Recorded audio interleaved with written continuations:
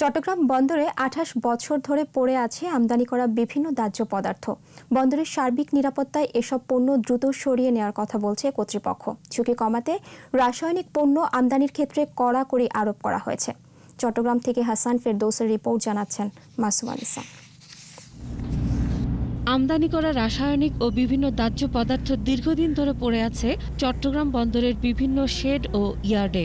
এসব পণ্য দেশের প্রধান সমুদ্র বন্দরে পড়ে থাকায় ভাবিয়ে তুলেছে কর্তৃপক্ষকে।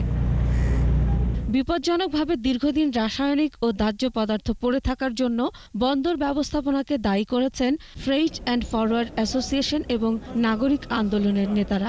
কোনটি আপনার বন্দরের জন্য ক্ষতিকারক হতে পারে, কোনটি দাহ্য পদার্থ, কোনটি আপনার বিস্ফোরক হতে পারে, এই ধরনের গবেষণা বা এই ধরনের কোনো এক্সপার্ট কিন্তু বন্দরে বা কাস্টমসে ওইভাবে নাই। বেআইনিভাবে যদি আসে তখন বন্দরে পড়ে থাকে, এটা তখন তা খালার দিতে পারে না।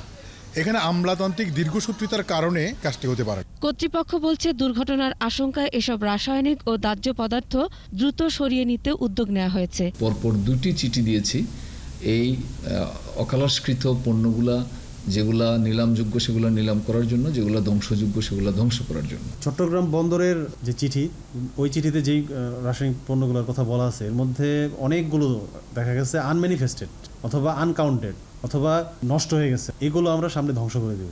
ঝুঁকি কমাতে রাসায়নিক পদার্থ আমদানির ক্ষেত্রে কড়াকড়ি আরোপের কথা বলছেন বন্দর কর্মকর্তা। আমরা এখন সিদ্ধান্ত পর্যায়ে আছি যে আমরা এলসিএল কোনো কেমিক্যালের জন্য এলসিএল কন্টেনার এলাও করব না। রাসায়নিক ও দাহ্য পদার্থ আমদানি ও বাজারজাতে মনিটরিং জোরদার করার কথাও বলছেন তারা।